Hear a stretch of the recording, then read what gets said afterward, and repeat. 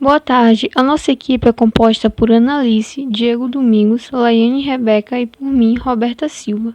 Nós iremos falar sobre os conceitos de racismo e xenofobia, assim como ambos se relacionam com a ética kantiana.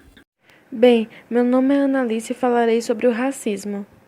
O racismo nada mais é do que o ato de discriminar, isto é, fazer distinção de uma pessoa ou grupo por associar suas características físicas e étnicas a estigmas, estereótipos e preconceitos. Essa distinção implica um tratamento diferenciado que resulta em exclusão, segregação e opressão, acontecendo em diversos níveis, como espacial, cultural e social. Ele pode se manifestar tanto em nível individual como em nível institucional, através de políticas como a escravidão, o holocausto, o colonialismo, dentre outros. Embora o racismo associe-se ao preconceito contra os negros, ele pode se manifestar contra qualquer raça ou etnia, sejam asiáticos, indígenas, etc. Convém lembrar que a prática do racismo no Brasil é considerado um crime inafiançável com pena de até 3 anos de prisão. Assim como o racismo acontece de formas diferentes para cada tipo de grupo e ou indivíduo, também existem diferentes variações para essa prática, como o racismo individual, expresso em atitudes discriminatórias individuais através de estereótipos, insultos e rejeição a uma pessoa que não possua as mesmas características étnicas que a sua.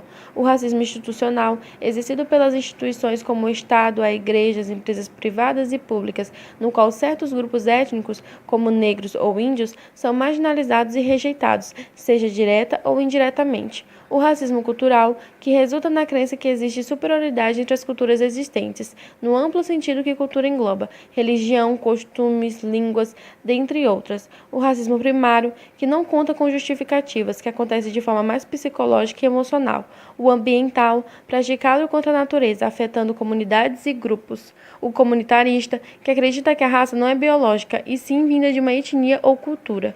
E o estrutural, que é um conjunto de práticas discriminatórias institucionais, históricas e culturais dentro de uma sociedade que frequentemente privilegia algumas raças em detrimento de outras. O termo é usado para reforçar o fato de que há sociedades estruturadas com base no racismo, que favorecem pessoas brancas e desfavorecem negros e indígenas.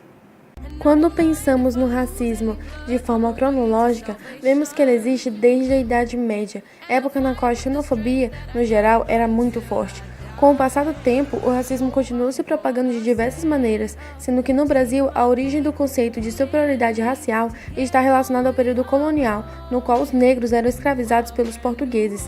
E hoje, mesmo depois de 130 anos da assinatura da Lei Áurea, a segregação socioeconômica e o preconceito racial ainda estão muito presentes na sociedade brasileira. Os negros continuam ocupando os lugares mais baixos na hierarquia social e lideram os índices de desemprego, violência, exclusão educacional, entre outros agravantes. Tal cenário é comprovado pelos números. Segundo o IBGE, no Brasil, onde 55% da população se considera preta ou parda, apenas 4,6% dos cargos de liderança nas 500 maiores empresas são preenchidos por negros. Por outro lado, são eles os 75% dos mortos em operações policiais e 62% dos presos. Atualmente, o racismo se manifesta de diversas maneiras e, na maioria delas, ele não acontece de forma explícita, é o chamado racismo velado. É um preconceito que fica enraizado e que, para combatê-lo, é preciso desconstruí-lo e fazer com que as pessoas ao seu redor façam o mesmo.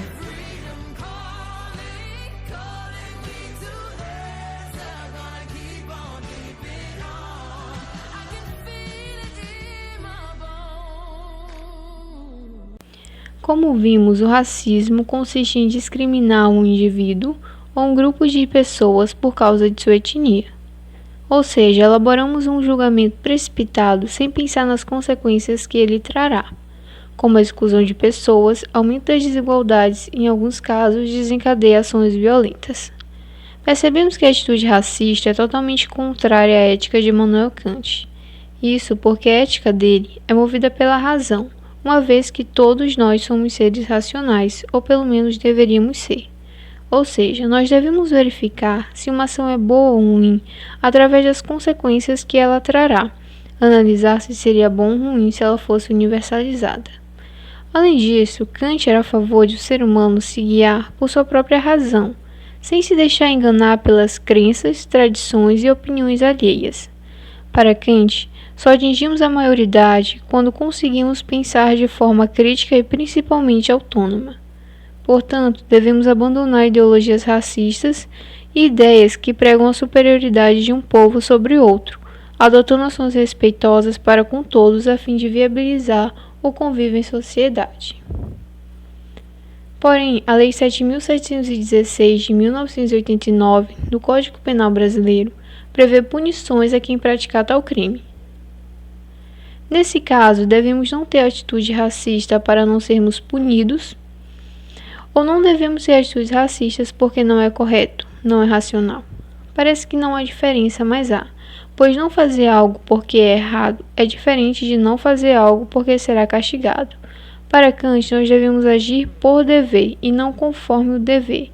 Logo, não devemos ser racistas porque não é correto, não porque tememos ser denunciados, presos ou seja, castigados. A xenofobia é um sentimento de aversão, de discriminação e ódio manifestado contra pessoas por serem estrangeiras ou por serem enxergadas como estrangeiras. É um preconceito social que se tornou comum, pois muitos vivem com isso diariamente.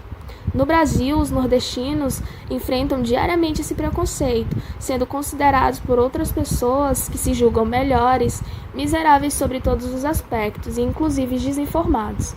Também os chineses que sofrem com o sentimento de repúdio, sendo considerados pelo redor do mundo como pessoas imorais, como pessoas portadoras de doenças infecciosas e defeituosos. Devido à pandemia do coronavírus, nota-se que a visão xenofóbica contra os chineses cresceu, haja vista que muitos se recusam e se recusaram a tomar a vacina contra a Covid, uma das produzidas pelos laboratórios chineses, com a justificativa de que os mesmos não são pessoas confiáveis. Dessa forma, nota-se que a xenofobia é pautada no discurso de ódio, que para Kant se trata de algo imoral, pois não pode ser considerado um ato universal.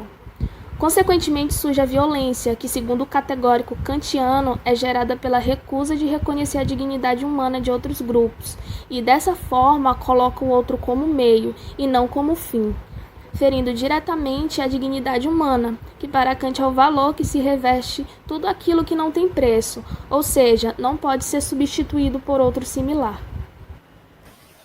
Bom, depois do conceito e a relação da ética kantiana e xenofobia, fazemos as seguintes indagações relacionadas à ética kantiana com a xenofobia, já que, por sua vez, a ética de Kant é baseada em uma ética do bem, sendo que, será que eu consigo colocar a minha ética em sociedade sendo xenofóbico?